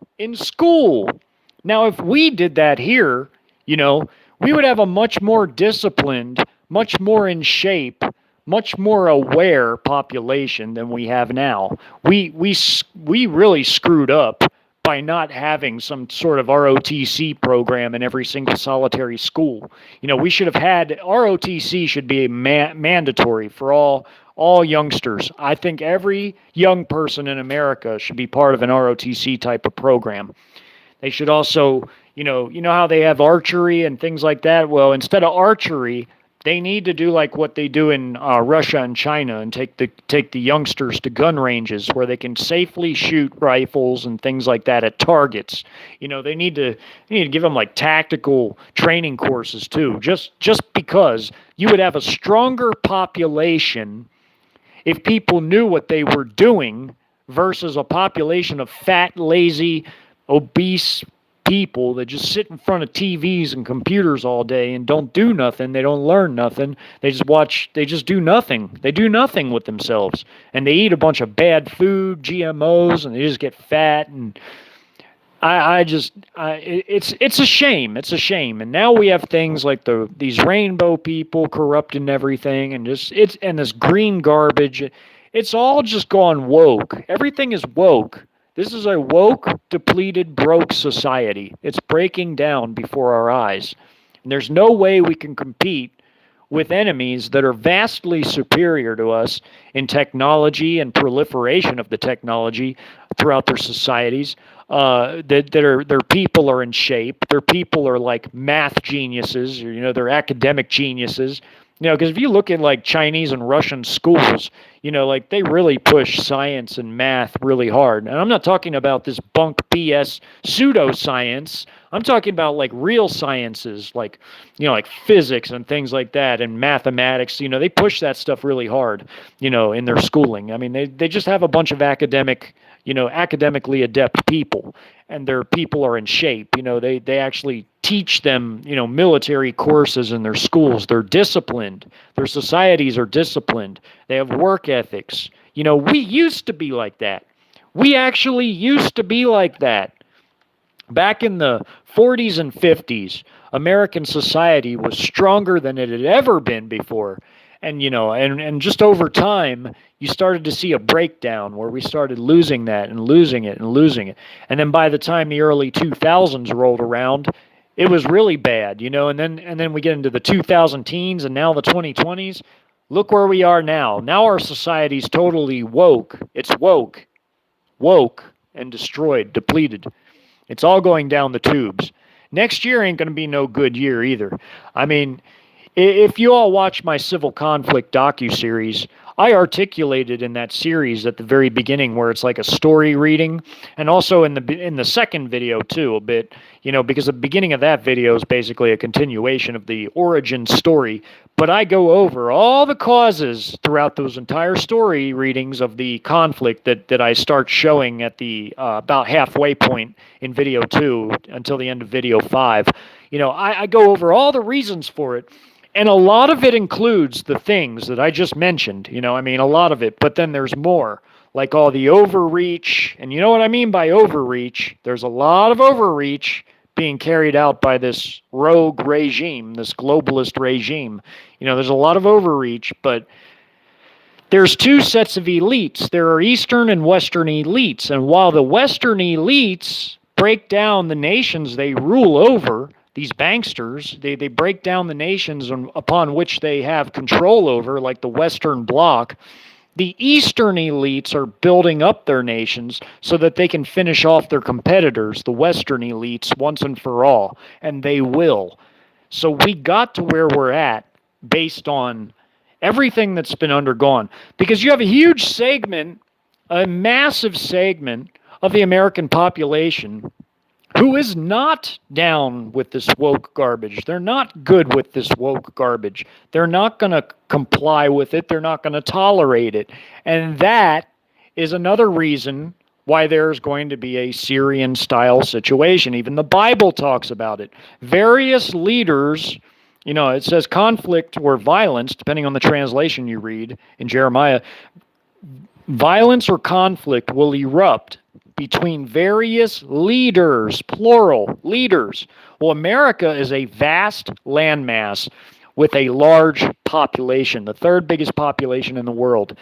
So it's really naive to think that a large segment of that population is just going to roll over and be okay with everything that these Western elites are doing to shape this NWO that they're never going to realize, because these Western nations will fall apart from within. They will fall apart from within. You'll have a country like America devolve into a Syrian type of situation whereby you have internal conflict erupt between different factions with their own ideologies, their own belief systems, their own leaders, that are not tied to anything mainstream. They're going to come out of the shadows, because it's naive to think in a nation of 340 million people, nearly 340 million, it's naive to think that there's not a lot of people who are lurking in the shadows, plotting and planning their own things. You know what I'm saying? Like these factions that I showed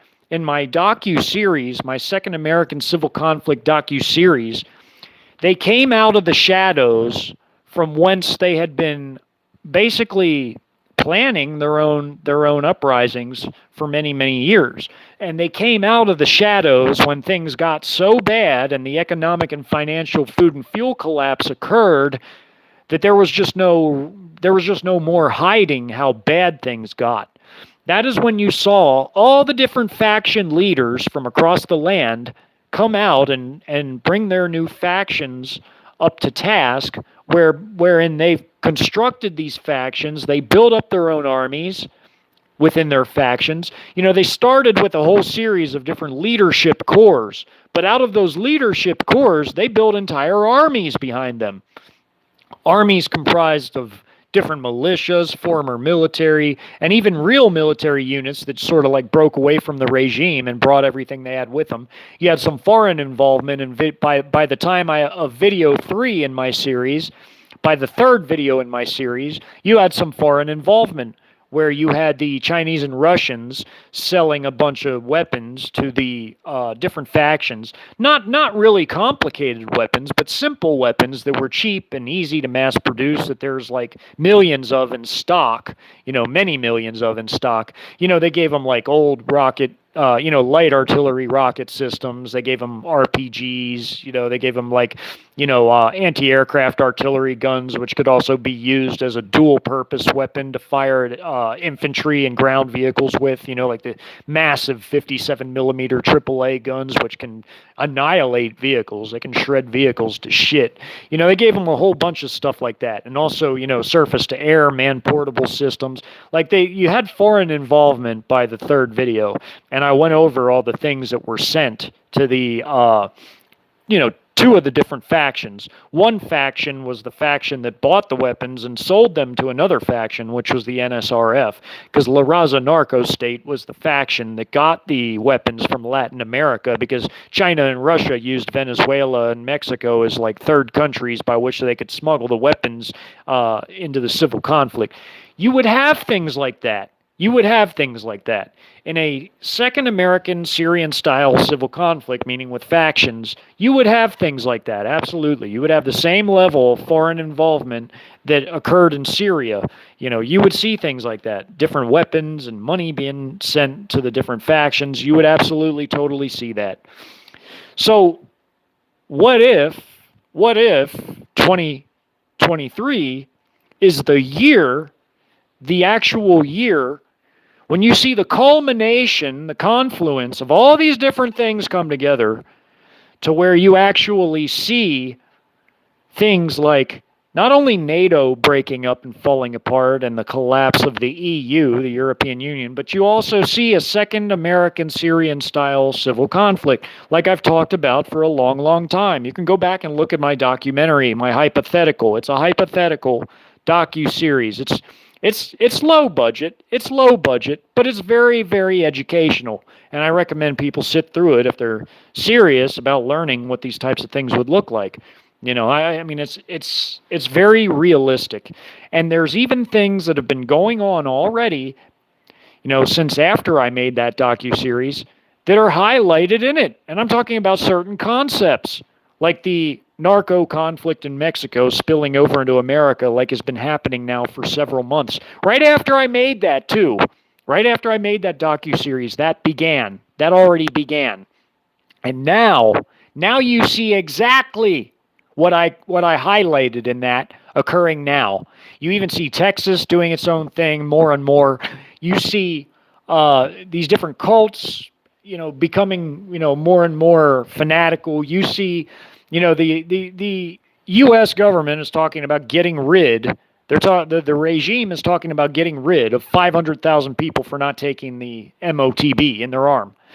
You see all these things. See, that's like the beginning of the Free American Army. When you listen to that first video and I highlight the origins of the different factions, like there was the Free Syrian Army in the Syrian civil conflict, and then in mine I had the Free American Army, sort of like a parallel to that faction in Syria.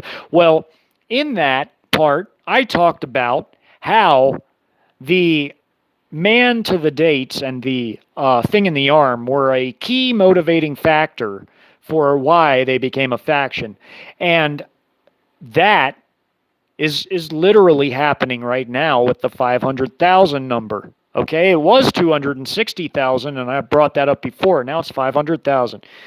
You also have these like southern type of, secessionist movements that would take hold in the southeast. That's very real too. Yeah, I mean, I highlighted everybody. You even have secular humanists that were once conservative, but they took, the whole "Make America Great Again" thing. They took it to like another level. They took it to like the 10th power, to where the nation state was a god that they were going to build out of blood. They started persecuting the uber rich and the wokesters, and I go over all of that. In a real second American Syrian-style conflict, you would have those exact situations developing, because there would be a lot of hatreds that would boil over, and people would be doing a lot of gruesome things. That's just the way civil conflicts run, The only thing more brutal than a civil conflict is a foreign occupation, where the foreign occupiers have no ties to the people that they're occupying, so they just brutalize them. But that's the only thing more brutal than a civil conflict. But that's I highlighted all that stuff. If you go watch it, it's very educational. Very, very educational. And remember, as you watch it, keep in mind, I made that based off of research, and the things that have occurred since I made that docu-series prove I did damn good research to create that documentary. Even though it's low budget, it's the content that matters. So I'm going to see what everybody's saying here. Yeah, Lady M, he does some good work on some things, you know. I mean, he's all right. He's all right. I mean, certain information he does really good on, and I'll vouch for him on that. But other things I just find weird. But when it comes to people, there's ups and downs. I mean, I'm not being mean about him or nothing. I'm just saying some things are kind of weird, but other things he really hits the nail on the head. He does really good on. You know. So, oh yeah, Rage Against the Machine. Yeah, I agree. Rage Against the Machine. I fully agree. Yeah, he would know all about that. He does. He does. Like when it comes to the communication thing, he's very very adept. He's very good at that. And I'll give him props for that. Good. I mean, he's definitely knows his stuff when it comes to that.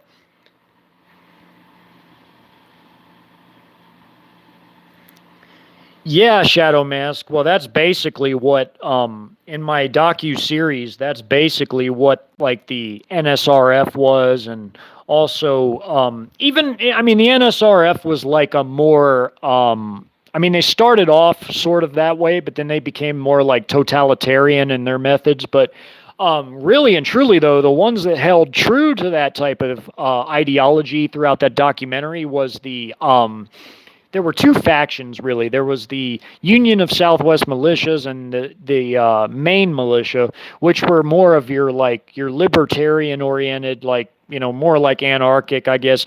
They weren't totally like anarchic, like anarchistic in their ways. They were more like they weren't all anarchy, but they were like more towards like local government. Like they were like the freest factions when it came to how they governed on the whole map, because they were more like oriented towards like community rule and things like that, but like a confederation of communities whereby you had different communities all governing themselves, but they came together into like a confederation. That was like your Union of Southwest Militia's style of rule, and also the Maine Militia. But then you saw the Union of Southwest Militia teaming up with the other faction called the Northwestern Conservative Army, which they were more like traditional conservatives, but they got along well with the more libertarian-oriented Union of Southwest Militias. And they started campaigns against the regime together, like unified campaigns where they both like helped each other fight off the regime in that docu-series, like especially in the last video. But yeah, that was a very well put together docu-series. And I mean, like I love my other work, don't get me wrong, but that civil conflict docu-series, I think that's one of the best things that I could just sit and listen to just because of how it was made. I mean, the content in all my other stuff, my invasion work content is excellent, but it doesn't all combine the storytelling with the battle maps like the civil conflict one does. That civil conflict one goes over everything like a fine-tooth comb, all in one series. Whereas my invasion work, it's like you've got the battle maps and the documentaries, but then you also have storytelling in the community tabs. It's not unified because I wasn't doing live streaming back then, so that's why I had to do it that way. But I'm making my audiobook too, which my audiobook is fantastic, but it's very, very, very, very long. My invasion audiobook, the Chinese Russian invasion. But when it comes to combining everything into like one single series, that civil conflict documentary is where it's at. I mean, it had everything. It went over the economies, the atrocities, the different leaders, and the different battle maps and the map part that goes over the just all kinds of different features of what would occur, foreign intervention. I mean, it had everything in it. I mean, just in one single series, all five of those videos, it combined so much into one series that's like one of the few things that I've made that I can like listen to over and over and over because I actually like how it was done. It was done really well. Yeah. What's that? What's that now? Let me see. What's going on here? It's not letting me see. I saw somebody say something and I can't. I have to push all these buttons. Damn buttons. All right. Well, good night, Kathy, if you're taking off. That's what I saw. Okay. Good night. Yeah, the invasion stuff was really good, CMAC. It is. And even the audiobook as a continuation of my invasion work is outstanding. But the civil conflict stuff I made, the docu-series on that turned out amazing. Like, as far from the standpoint of combining so many things into one. But for 2023, let me get back to the crux of it. 2023 is going to be a horrible year. That could be the year where there's the final collapse, like a USSR type of collapse in the USA, where you have a final total gasp of air from this dying, nearly dead economy and financial system, where you have the final collapse. And even after they try to institute, like in my civil conflict documentary, the regime's areas instituted a digital currency which hardly anybody could use because the grid was not functioning properly. So many areas lacked any sort of power where they could even use digital anything, much less money, you know. So that was a flop and a failure in my civil conflict docuseries. But you're going to have a final collapse that's going to drive a civil conflict into erupting.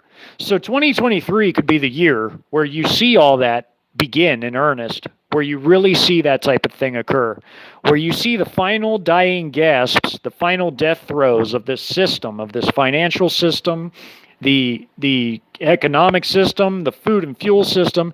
You're going to see the final death throes of it. I mean, you're really seeing it already right now, but I'm saying it's going to be undeniable next year. And you're going to have, of course, out of that, you would have a civil conflict erupt at some point. So that could be next year.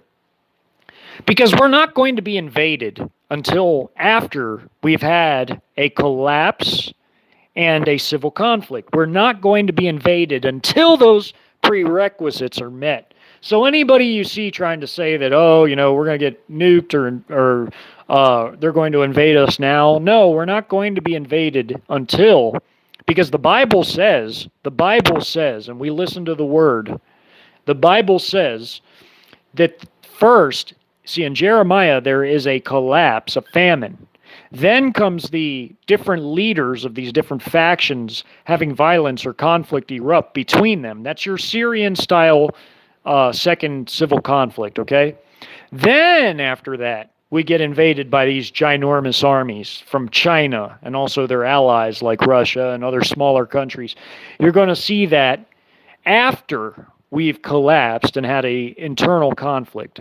That has to happen first. Next year could be the year, biblically speaking, where all those things occur, where we have our collapse, our final major collapse, and then we have our civil internal conflict. So 2023 is going to be a horrible, turbulent year for sure. But I think maybe 2024, 2025, that could be when we get invaded. You know, it has to be after, it must be after we've had our collapse and an internal conflict. That has to happen first from a biblical standpoint, but also even from a logical standpoint, because listen, the leaders of China and Russia are very austere. They're very frugal, cheap, austere. They don't want to expend money, time, resources, effort, equipment, etc., etc. They don't want to expend all that stuff if they don't have to. Why not let your biggest enemy collapse into a civil conflict, have, you know, collapse first economically, financially, and then have an internal conflict whereby they do all the heavy lifting for you, like they brutalize each other and get rid of each other. Because in the minds of China and Russia, you got to think about it like this. If you're China and Russia and you've always had plans to colonize your worst enemy, conquer them and colonize them, wouldn't you want to, logically speaking, wouldn't you want to expend as little resources on the occupation phase as possible?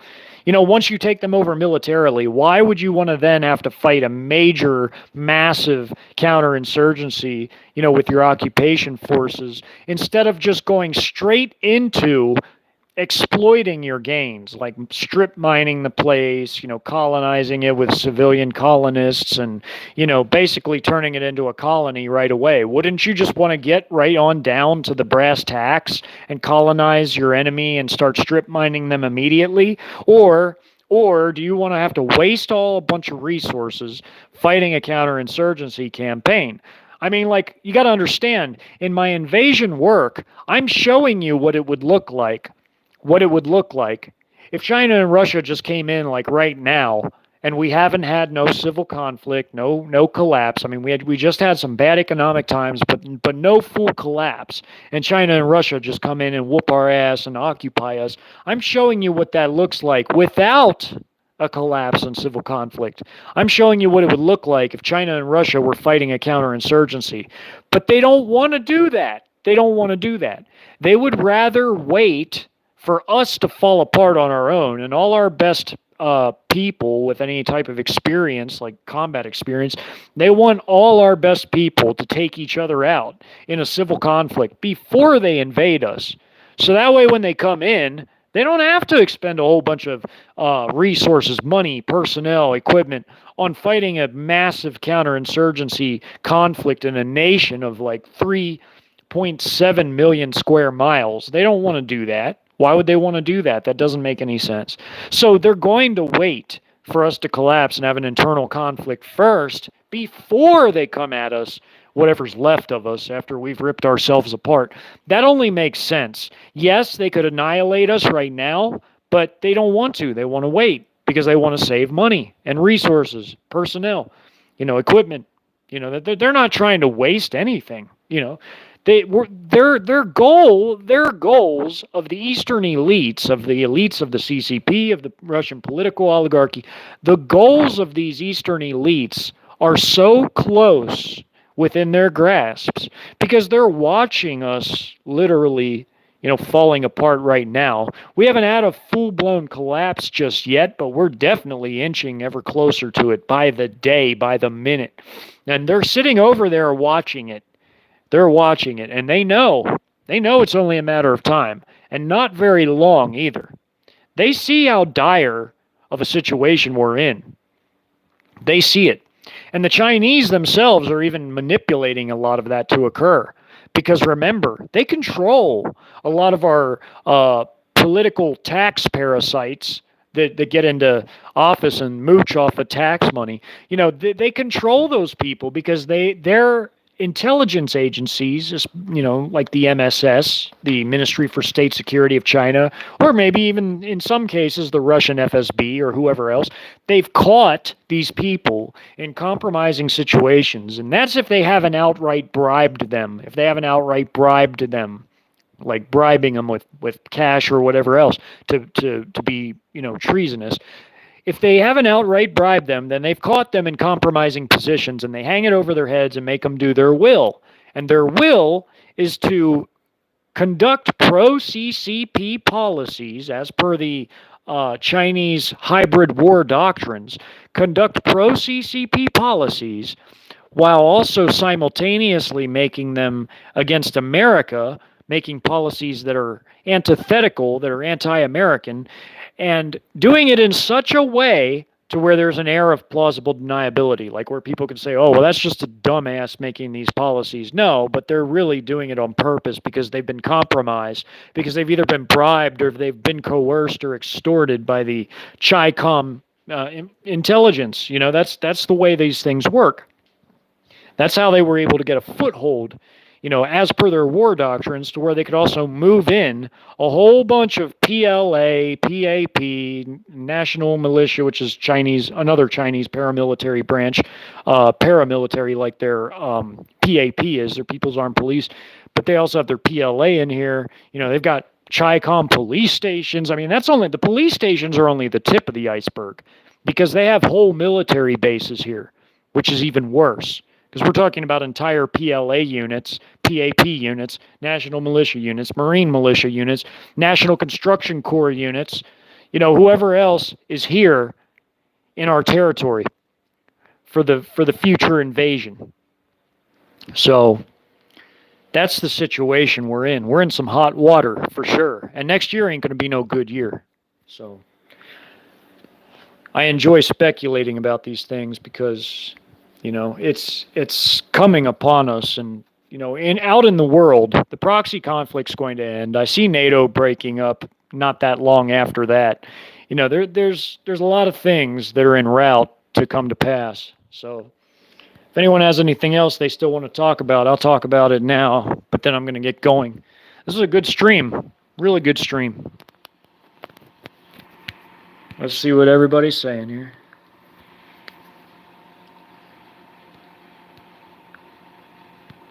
If I can see the chat. I really hate this phone. It's garbage.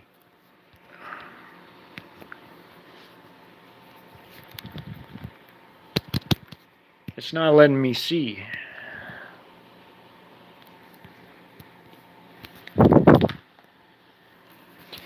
It's just not letting me see. Well, in that case... Oh, never mind. No, I can see it. Okay. Yeah, no problem, C-Mac and Shadow Tracks. Great to see you, Shadow Tracks, and Rage Against the Machine, and Unorthodox, and Lady M, and... Yeah, I don't either, Rage Against the Machine. It's definitely got to collapse. What goes up must come down. It's going to come down very soon, too. Hey, Sylvia, Hannah, and Lady M, Kathy. Kathy left, I guess. Hope she has a good night. Hope everybody else has a good night, too. Oh, no, TJ, the Chi-Coms aren't woke.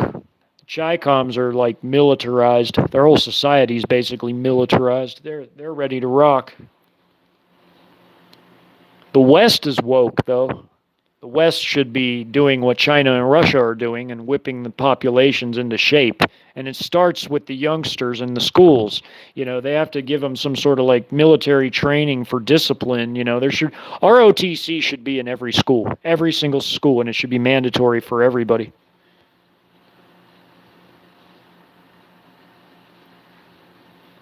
Yeah, El Romero. The Chi-Coms have vehicles and whole units all over the place in North America. They have them in Mexico. They've got them in Canada, Cuba, Bahamas, Nicaragua, all over the place. Venezuela. There's Chinese and Russian forces in Venezuela. They're all over. They're all over the Americas. When the day comes, when they give the order, then it's all over. It's curtains. Curtains. Yeah, organ harvesting is going to be a big part of their occupation, Sylvia. You're right. That's actually included in my invasion audiobook. That's what they do at the extermination camps is they, do mass beheadings to take the organs. That's the only difference between like what they did in the Holocaust camps and what the Chi-Coms do. The Chi-Coms in my story, after they invade and take over, in their camps they do mass beheadings so that they can harvest the organs and make the most money off of it. And use the rest of the people as slave labor.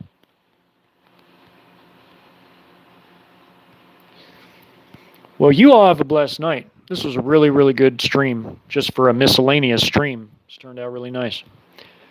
So, thank you everybody for coming. Well, TJ, I'll answer that real quick before I go. You know what? I don't think it'll be like a literal overnight thing, but it'll be rapid. Like it might take like a week maybe, or maybe 2 weeks for it to like once the ball really gets rolling on it. Like like the final gasp, like the last gasp. It might only take a week or two for like a massive collapse to be like fully realized. I mean, like a currency, economic, and food and fuel collapse. It'll happen fast, not literally overnight, but it'll seem that way because it will happen within like a week or two once it does finally happen. And that will be what, basically it'll look like a USSR type of collapse almost, but then it'll like it'll just be worse and worse from there. And at some point, everybody's going to be sick of everything. And that's when you're going to see your Syrian type situation come out.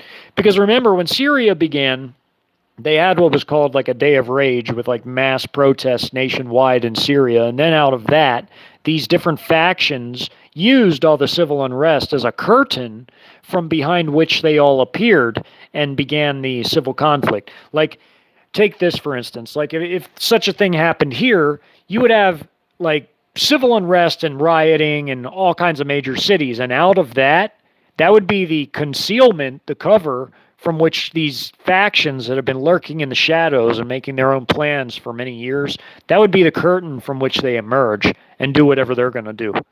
And they'll be taking advantage, basically, of all the civil unrest and riots to emerge from the shadows and start a conflict. Like, that's basically how that happened in Syria, too.